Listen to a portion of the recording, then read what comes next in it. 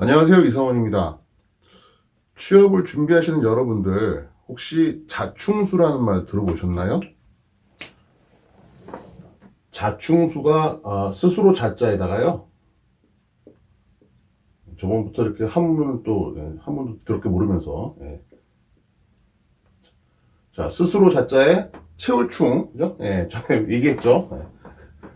그리고 순수자입니다. 그죠? 자충수.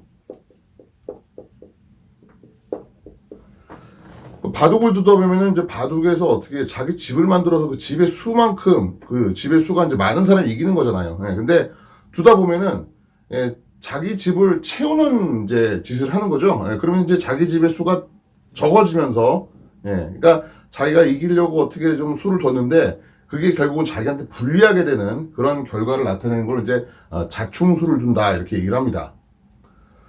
근데 여러분들이 이제 취업을 준비하실 때 자기소개서라든지 뭐 이제 이런 것들을 쓰잖아요. 그러면서 여러분들이 거기에 뭐 따놓은 뭐 자격증이라든지 아니면 여러분들이 했던 경험 같은 걸 쓴단 말이죠.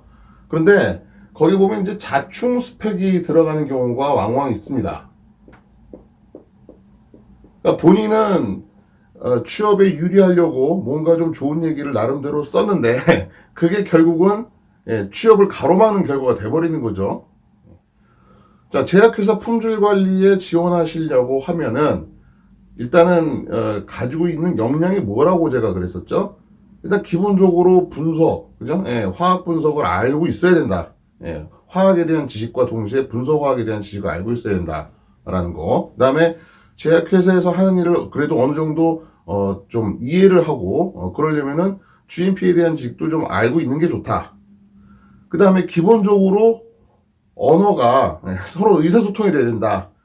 이게 보면은 지금 그런 말 하면은 아니 말 못하는 사람이 어디 있어? 글 못 쓰는 한글 모르는 사람이 어디 있어? 이렇게 생각할 수도 있는데 같이 일하다 보면은 정말 말이 안 통할 때가 많아요. 예. 그러니까 말을 조리 있게 잘 하고 핵심만 잘 전달을 하는 것도 굉장히 중요한 능력이고요. 글을 잘 쓰는 거, 그것도 굉장히 중요한 능력이라고 할 수 있죠. 그다음에 또 뭐가 있습니까? 그 일을 하기 위해서 필요한 인성이라고 하는 게 있죠. 그러니까 제약회사 품질 관리 일을 하려면은 기본적으로 성격이 굉장히 꼼꼼해야 됩니다. 보통 이제 뭐라 그러죠? 사람들이 뭐 나무만 보지 말고 숲도 봐라, 그죠? 근데 제약회사 품질 관리 일을 하는 사원 입장에서는 그죠? 일단 분석 시험을 하는 사람 입장에서는 일단 나무부터 제대로 보는 게 중요합니다. 숲을 볼 시간은 없어요. 일단 자기가 맡은 나무는 철저히 봐줘야 됩니다. 그래서 그런 꼼꼼함이 필요하고요. 그러니까 그런 거에다가 이제 또 어차피 회사라고 하는 건 혼자 일하는 게 아니라 같이 협업을 하잖아요. 서로 이제 다른 부서와도 어떤 업무 협조가 이루어질 수도 있고요. 같은 부서 내에서도 서로 간에 어떤 협조가 이루어지고 그러니까 대인 관계가 안 좋으면 안 되겠죠. 좀 성격이 까칠하다든가 이러면 안 되겠죠. 그래서 그런 이제 인성을 요구를 하는 거죠. 그런데 그런 내용들에 부합하지 않는 그런 이제 스펙이라든지 성격이라든지 자기 성격의 뭐 특징이라든지 이런 것들을 쓰면은 오히려 마이너스라는 거죠. 그러니까 여러분들이 열심히 그 업무에 대한 연구, 그죠? 이런 일은 뭐냐, 그 직무 분석 같은 걸 열심히 하잖아요. 그러니까 직무 분석을 열심히 하는데 직무 분석을 했으면 그걸 왜 하는지 알아야죠.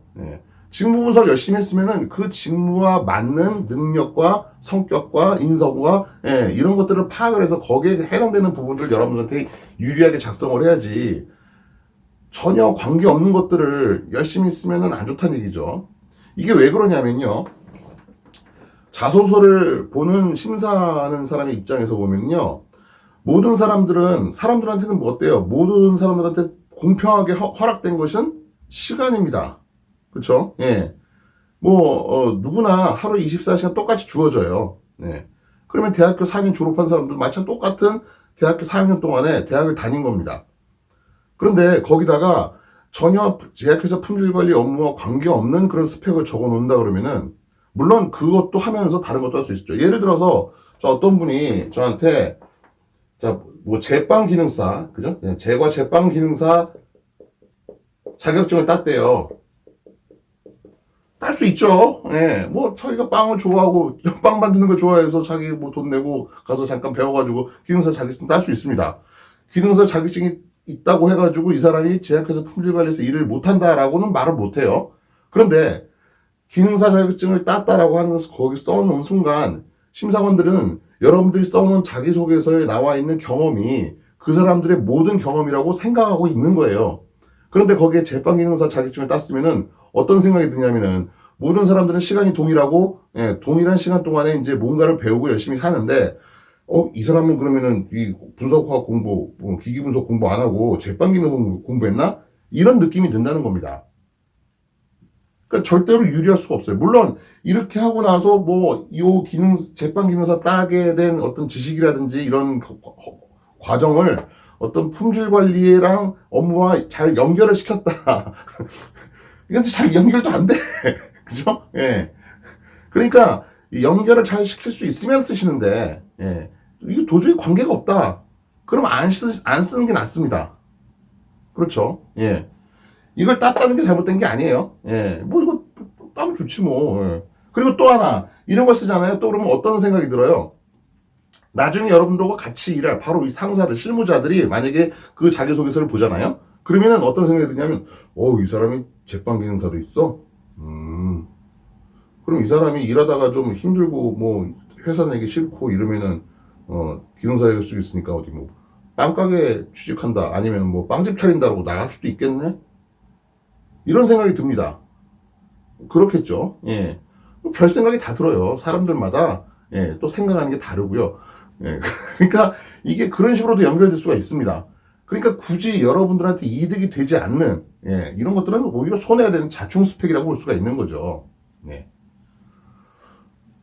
나는 뭐 자전거, 사이클을 좋아해가지고 자전거 동아리에 들어가지고, 예, 그동안 무슨 뭐, 우리나라를 갖다가 전국을 자전거로 한번 돌아본 경험이 있다.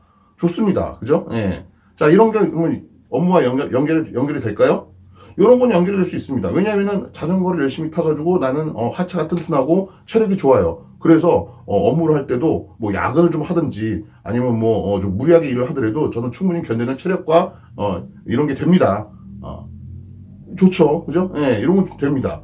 그러니까 여러분들이 잘 보시고 업무와 잘 연관이 될 수 있는가 없는가를 잘 따져보셔야 돼요. 예. 그리고 자기소개서라든지 아니면 이런 거에 보면 이제 뭐 지원 동기라든지 입사후 포부 같은 거 쓰시잖아요. 그러면은 거기도 마찬가지예요. 내가 제약회사 품질관리 지원을 해서 거기서 일을 하고 싶다라고 지금 지원을 했는데 입사후 포부에다가 품질관리 일, 예, 제약 의약품 품질관리 일과 전혀 관계없는 엉뚱한 내용을 쓰는 사람들이 있어요. 가끔 보면은 이런 것도 많이 났습니다. 예를 들면은 어떤 분이 이런 거 쓴 적이 있는 거 봤는데, 예. 우즈베키스탄인가 우크라이나인가 뭐 그 나라에 진출하는데 중추적인 역할을 하고 싶습니다. 이렇게 썼어요. 예. 근데 이렇게 썼으면은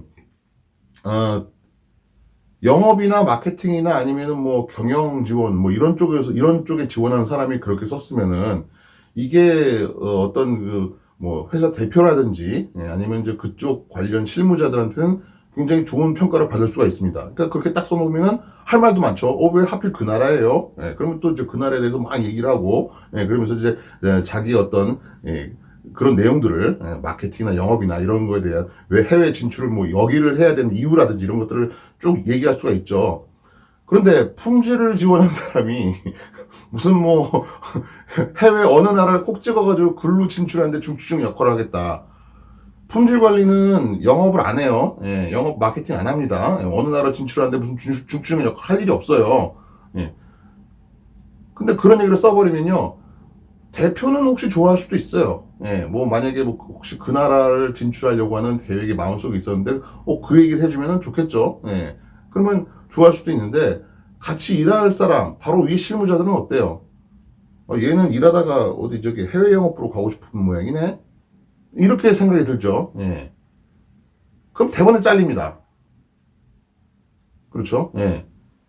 그리고 사장이 이 사람한테 좋은 점수를 줘도 어차피 실무자가 싫다고 그러면 이 사람 떨어지는 거예요. 무조건. 예.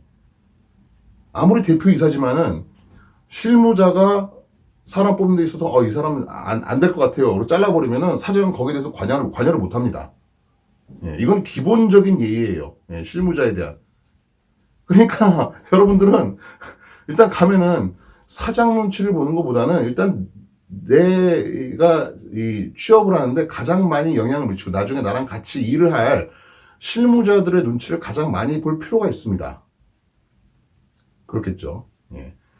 그래서 여러분들이 이 스펙 같은 것들을 나열할 때는요, 반드시 제약회사 품질 관리의 직무 분석, 여러분들 열심히 하셨잖아요. 저한테 맨날 물어보시잖아요. 직무 이런 거 이런 거 합니다. 또 그거 말고 또 있어요? 또 있어요? 자꾸 물어보잖아요. 예. 그럼 물어봤으면은 물어본 만큼 거기에 관련된 스펙을 적으시는 게 좋다. 예. 만약에 여러분들이 뭐 이 스펙이 거기에 도움이 되나요? 잘 판단이 어려우면은 질문하세요.